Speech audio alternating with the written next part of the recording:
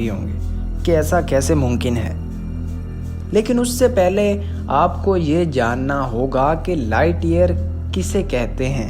नाजरीन, लाइट को सूरज से यहाँ तक पहुँचने में 8 मिनट और कुछ सेकंड लगते हैं। अगर हम लाइट की स्पीड से मूव करते हैं तो हम इस दुनिया के कम से कम 4 से 5 चक्कर तो 1 सेकंड में लगा ही सकते हैं। अब आपको अंदाज़ा हो गया होगा कि लाइट की स्पीड कितनी ज़्यादा है। अगर हम कैलकुलेशंस में आपको बताएं कि लाइट की स्पीड कितनी है तो वो 3 लाख किलोमीटर पर सेकंड होगी। अगर इस लाइट को आप पूरे साल इसी स्पीड से मूव करवाते रहें तो वो होगा एक लाइट ईयर। हमारा पहला सोलर सिस्टम से दूसरा सोलर सिस्टम 4.5 लाइट ईयर दूर है।